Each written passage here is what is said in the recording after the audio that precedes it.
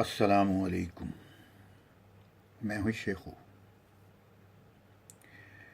آج کی بلاگر بیٹھک میں ایک صاحب کی درخواست جناب وزیر اعظم کے سامنے پیش کرنا چاہتا ہوں۔ یہ درخواست مجموعی طور پر پوری پاکستانی قوم کی سمجھی جائے اور جانی جائے۔ جناب وزیر اعظم صاحب، میں آپ کو صدر ایوب خان کے دور کا ایک سچا واقعہ بتاتا ہوں۔ چاچا محمد خان آجڑی، جو میرا ہمسایہ ہے اور ماشاءاللہ ابھی تک حیات بھی ہے، وہ بتاتا ہے کہ میں بھیڑ بکریاں پالتا تھا اور انہی پر گزر بسر کرتا تھا۔ گھر میں گندم ختم ہو گئی۔ مجھے کسی نے بتایا کہ قریبی گاؤں میں ایک رشتہ دار کے ہاں گندم ہے۔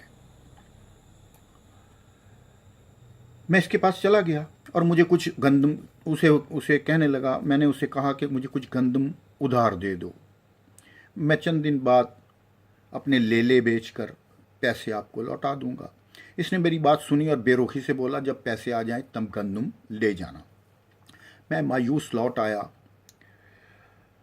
اسی شام کو صدر ایوب صاحب نے ملک میں گندم کے بحران پر قوم سے خطاب کیا، جس وقت ریڈیو پاکستان نشر کیا کرتا تھا۔ صدر پاکستان نے کہا، جس کسی کے پاس 10 من سے زائد گندم پائی گئی اسے لٹکا دیا جائے گا، سو ذخیرہ اندوز مطلع رہیں۔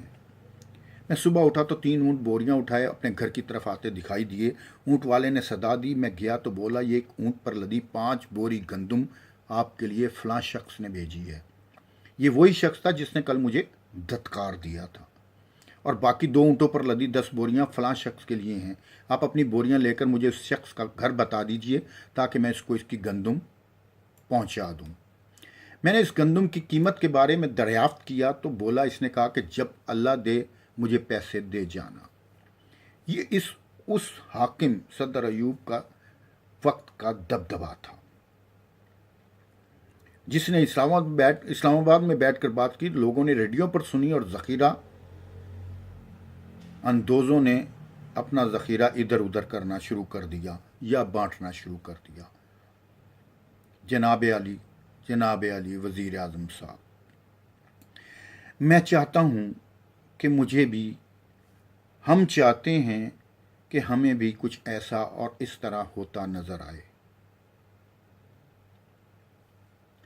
میں ان باتوں میں کوئی دلچسپی نہیں رکھتا کہ آپ نے 2 ملازم رکھنے ہیں، گاڑیاں نیلام کرنی ہیں، 2 کمروں کے گھروں میں رہنا ہے، سفیروں کو بسکٹ یا پانی پر ٹرکانا ہے، آپ نے پروٹوکول لینا ہے یا نہیں لینا، مجھے اس سے کوئی غرض نہیں۔ ہم چاہتے ہیں بطور پاکستانی ہماری جیب نہ کٹے، ہمیں چور ڈاکو نہ لوٹیں، ہمیں سودا سلف خالص اور کنٹرول ریٹ پر ملے، ہمیں رشوت نہ دینی پڑے، ہمیں کوئی راہ چلتے ہوئے پاکستانی سمجھ کر گالی نہ دے باہر کے ملک، ہمیں ہسپتال میں عزت سے دوائی ملے، ہمیں تھانے میں ذلیل نہ کیا جائے، ہمیں کورٹ کچہری میں انصاف مہیا ہو، میری عزت نفس اور احترام بحال ہو، پھر میں مان کروں گا وزیر اعظم صاحب آپ کے وزیر اعظم بننے پر، ورنہ باتیں تو میں 70 سال سے سنتا آ رہا ہوں۔ لوگوں کی زبانی، کچھ اپنے کانوں کی زبانی۔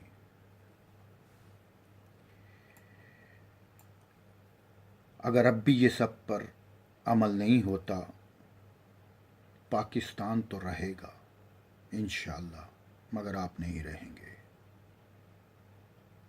لوگ آپ کو آپ کی کرسی سے کھینچ کر اتار دیں گے۔